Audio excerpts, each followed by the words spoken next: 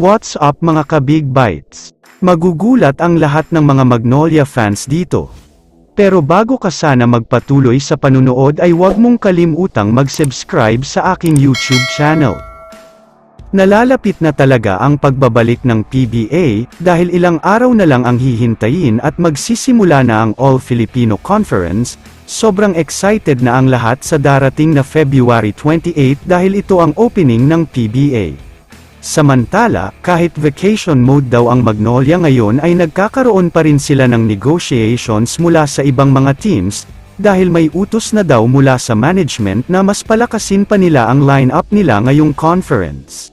Medyo disappointing daw kasi ang pinakita nila sa PBA Finals kung saan tinalo sila ng San Miguel sa 6 na laban. Ang expectation daw kasi ng Magnolia management ay makakapag-champion sila o kaya ay mabigyan ng magandang laban ang SMB.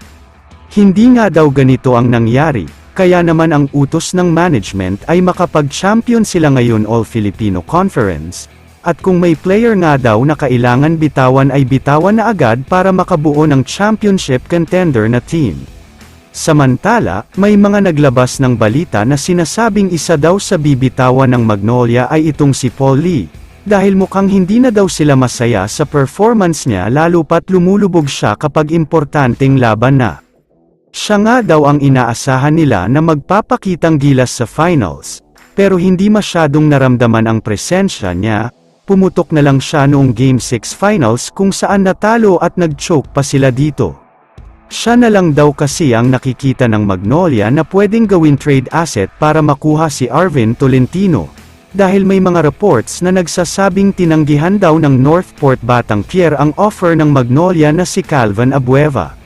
Ayaw daw nilang makuha si The Beast kapalit ni Arvin, kaya naman susubukan daw ulit ng Magnolia na makipag-negotiate sa Northport tungkol sa bagong trade package na handa nilang ibigay para lang makuha si Tolentino. Sa tingin ko naman ay medyo nakakalungkot ito para sa Magnolia dahil matagal na nilang player si Paul Lee. Syempre kahit papaano ay may pinagsamahan na rin ang mga ito kaya naman masakit sa part nila na bitawan siya. Pero kung utos nga ito ng mga nakakataas at mga big boss, wala na silang magagawa kundi sumunod na lang dahil para din naman ito sa ikakabuti ng team. At para naman mas lumaki na ang chance nila na makapag-champion.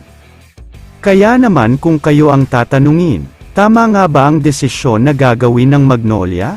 I-comment mo naman ang opinion mo tungkol sa tanong na ito. Dito na muna nagtatapos ang video na ito.